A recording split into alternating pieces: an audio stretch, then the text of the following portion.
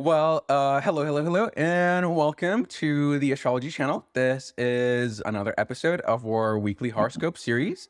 I'm Joe, and I'm an astrologer. And today I am with Kyle, who's also an astrologer. Hi, Kyle. Hi, Joji. How are you? I'm hanging in there. What do we have happening this week? Well, we have the new moon in Virgo applying to an opposition with Saturn.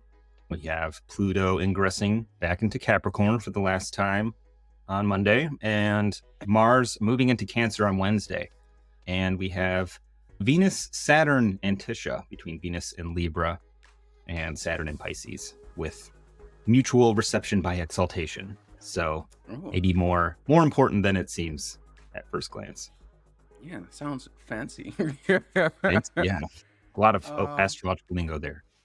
Yeah, I love that though. That's what we're here for. And you also talked about Pluto back in Capricorn, which of course we don't have a Pluto day in our 7-day week. So we decided to start a spin-off series where we'll be talking just about the outer planets. That episode should have come out yesterday if you're watching this on the day that this came out. So if you want to understand a little bit more about this Pluto and Capricorn situation, you can just click the link somewhere in the screen or in the descriptions below.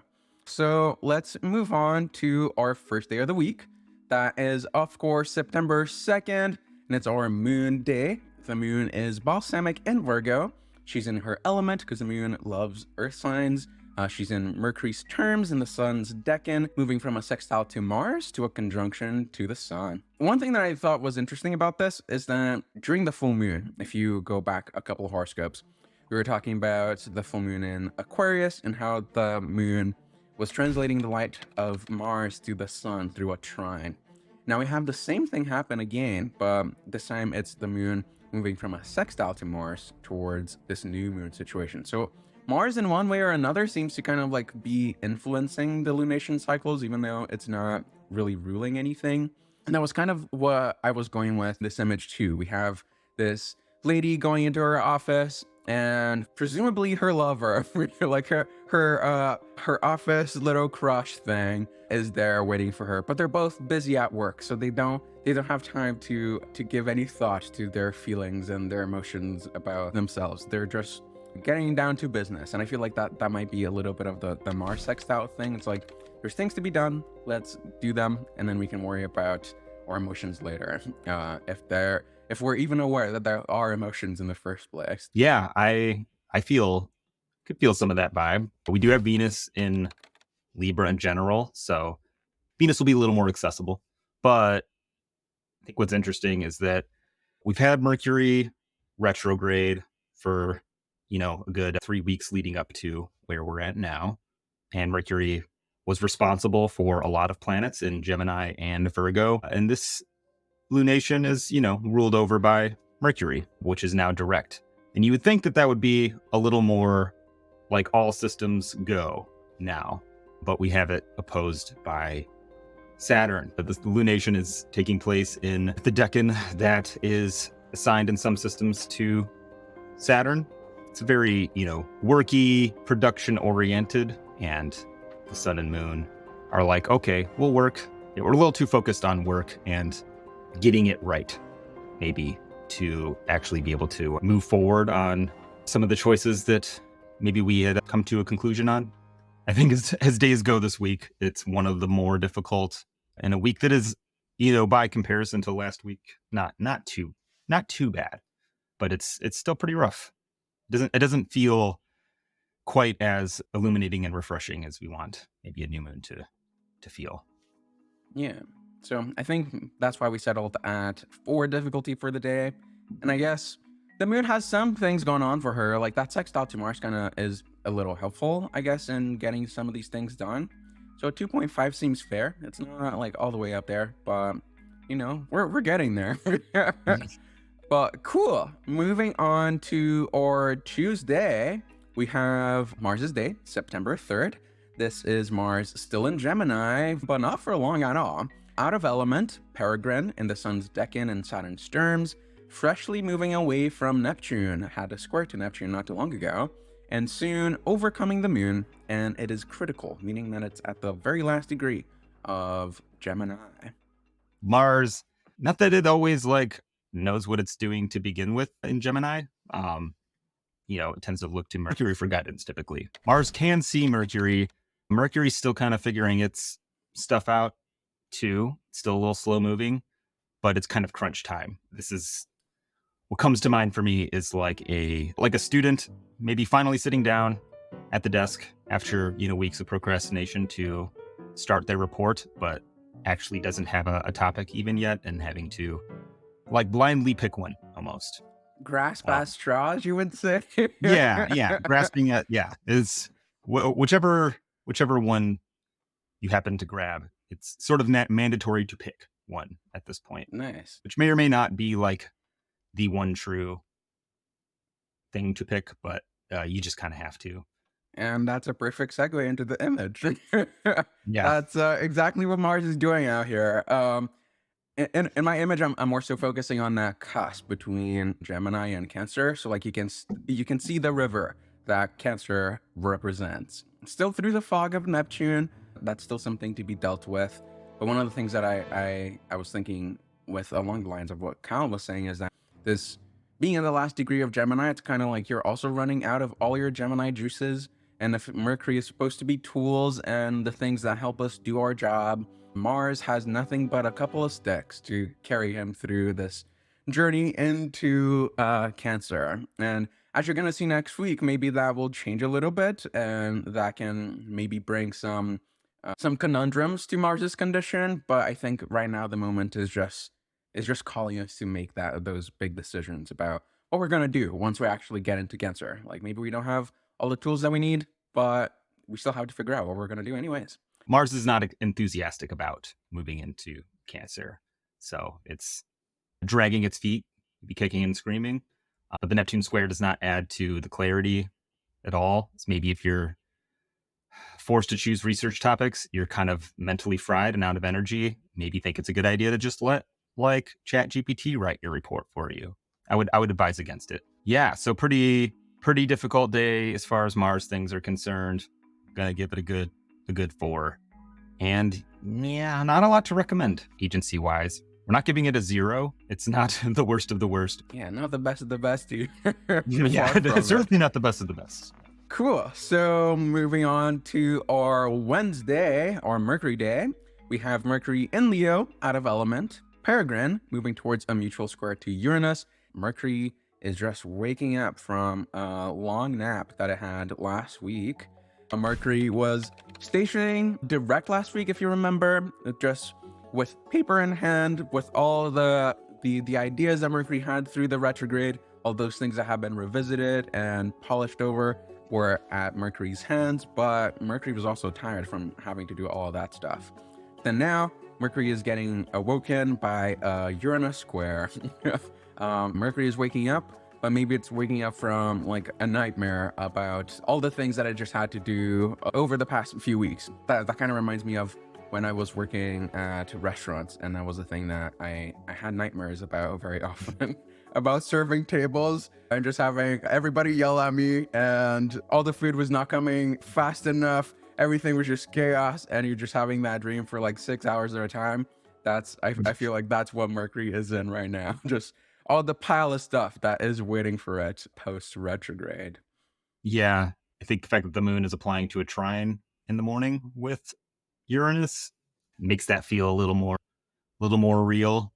It is, Uranus is conjunct Algol, so, the shock may include some horror or deeply unsettling topics. It'd be like waking up to the horror that you are late for work, which if you're already kind of moving slow and sluggish, that can be productive in that adrenaline rush can get you on your feet and moving, but it's not necessarily the most pleasant jolt of insight or awareness. Yeah, for sure. But also, it's not entirely like a difficult thing either. That's the kind of trade-off of the day.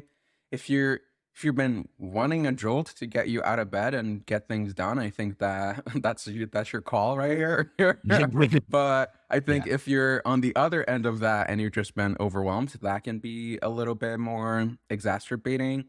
And that's why we kind of like went with a middling rating for today, both as far as difficulty and agency goes. We settled at a 2.5 both ways. Yeah. Mercury's not as like profoundly disturbed by Uranus squares as maybe some planets are. So Yeah. manageable. Well, moving on, we go to our Thursday. This is September 5th. This is Jupiter in detriment in his element and Mars' decan in terms, soon receiving the sun through a square and receiving a trine from the moon. And one thing that I think is important to mention too is that now that Jupiter is square to the sun, it means that Jupiter will be angular at sunrise. It'll be right at the top of the sky, which to me seems like a good omen. Indeed, I agree. Also, Jupiter is not hanging out with Mars anymore, which is reason to rejoice for the most part when it comes to Jupiter. It's not sandwiched between aspects between Mars and Saturn, so there's like a tangible sense of relief. It's not bursting with like joy and hope and optimism, but it is able to maybe focus in a little more, rein in some of the scattered energy Jupiter and Gemini can speak to, and maybe start bringing some order to things. Yeah, for sure. And I think that's the thing going on with the images too. The past few weeks, we had Jupiter going through a whole lot of anguish in this room of boxes that I had to deal with. But then now Jupiter's beginning to open these boxes. And the bad news is that Jupiter is just finding more and more tiny little pieces within each of them. But at the same time, the boxes are open. We know what's in them, and we can start to think about what to do with these things. I think that's kind of the silver lining of it all. One thing that I really like that Kyle talked about a couple of weeks back is that Jupiter being besieged was kind of like a difficult to come across hope as a general sort of like vibe, I guess. But then now I think with Jupiter being at the top of the sky right at sunrise, that signals that hope is to be found if we start looking for it in these tiny little pieces in this ocean of boxes, but you can probably find it if you go looking. I agree. Or at least maybe the hope that is found is more realistic and less desperate. Yeah, totally. It's like there is a whole lot to do. All right. Yeah. Yeah. Maybe I'm not going to finish unboxing and organizing this entire room of boxes this week, but I can label them and make it make sense and, reduce my workload, make it manageable. Still in difficult territory, but we are starting to get a Venus trine building up between Jupiter. So it's, a sense of hope and good times ahead is starting to come into view. Yeah, hope and optimism kind of just like fueling all of that stuff. Like, we still have problems, but we're optimistic about them now. All right, moving on to our Friday, we have September 6th, our Venus day, with Venus at home, out of element, in the moon's decan and Mercury's terms, moving away from the south node and towards a trine to Jupiter and Saturn's Antisha. The Saturn Antisha is really not something to be understated and overlooked either. The thing that I have going on for the day is Venus at home, just lounging around, wrapping up some gifts. We have like a gift box right at her lap as she's on the phone. And I just imagined her calling her friends, Jupiter and Saturn, and just checking in to see how they're doing. She's totally unaware about how difficult this situation truly has been. But I think that that's also what can be helpful in the situation. One thing that I like to think about with Venus and Libra is being able to impart good advice to some of these people, like the Jupiter and Saturn people of the world. So maybe the phone calls that Venus is giving on this day are just to kind of uplift Jupiter, so Jupiter can start really like moving along with those boxes and uplift Saturn, so Saturn can start to find its way back home, as we've been seeing for the past few weeks. I think I'm on the same page. I feel like while we don't always like love the south nodes, we don't love everything about the south node and Saturn's influence on Venus. I think what comes to mind for me is how you have to be a little bit detached from people and their problems in order to be of any actual help. Because if you're too in it with them, you've lost like objectivity and you don't have any additional room to maneuver that the other person doesn't have. So I think Venus's situation actually puts her in a uniquely good position to be of assistance. Venus is very strong in Libra.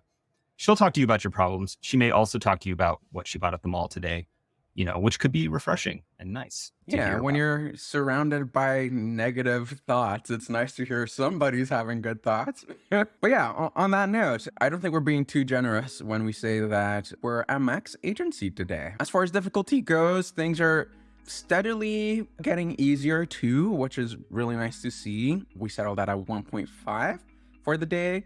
And as you're going to see next week, I think things will even continue to get easier and easier on these Fridays. So enjoy your Friday. Have a nice Venusian day. All right, so getting started with our weekend here, we have our Saturday, September 7th. We have Saturn still in Pisces, peregrine and out of element, Mercury storms and in Jupiter's decan, applying towards a mutual opposition with the Sun and soon receiving a trine from the Moon. So the Sun doesn't present like a lot of negativity to Saturn. It's in opposition. The Sun has some corrective things to say, but Saturn's also like at its peak brightness in the sky, like the most fully in its own light. It's most out of sect, sort of no matter where you place it in a chart. Like even in a day chart, Saturn's going to be below the horizon.